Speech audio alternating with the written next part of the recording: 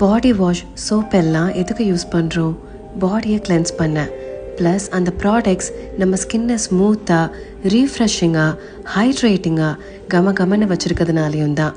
But நம்ம எல்லாருக்குமே தெரியும், லிக்விட் அண்ட் சாலிட் ஃபார்ம்ஸில் இருக்க எல்லாமே கெமிக்கல் பேஸ்டுன்னு.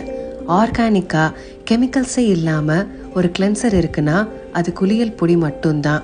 பிறந்த குழந்தைங்கள்லேருந்து பெரியவங்க வரைக்கும் இதை எல்லாமே யூஸ் பண்ணலாம். இதுக்கு 0 சைட் எஃபெக்ட்ஸ். ஏன்னா எல்லாமே நேச்சுரல் இன்க்ரீடியன்ட். பூலாங்கிழங்கு, ரோஜா இதழ், நெல்லிக்காய், ஆவாரம்பூ, ஆரஞ்சு தோல், எலுமிச்சப்பழம், குப்பை மேனி, அதிமதுரம், மஞ்சிஷ்தா, பார்லி அரிசி, கார்போக அரிசி, பச்சை அரிசி, கஸ்தூரி மஞ்சள், பாசிப்பருப்பு, வெள்ளை கொண்டக்கடலை, கடலைப்பருப்பு, மைசூர் பருப்பு, உளுந்து, பாசிப்பயிறு, அஸ்வகந்தா, அரப்பு, வேப்பலை, ப்ரீமியம் ஐட்டம்ஸான பாதாம், ஜாதிக்காய், மாசிக்காய், நேச்சுரல் ஃப்ராக்ரன்ஸுக்கு மறிக்கொழுந்து, வசம்பு, துளசி, மகிழம்பூ.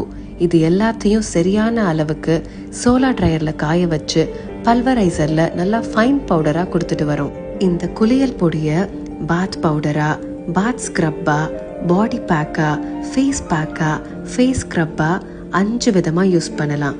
மஞ்சள் இருக்கேன்னு பசங்க பயப்பட வேண்டாம். இதில் ரொம்ப கம்மியான அளவு தான் ஆட் பண்ணியிருக்கோம். இந்த குளியல் பொடி வேணும்னா பாத் பவுடர்னு கமெண்ட் பண்ணுங்கள்.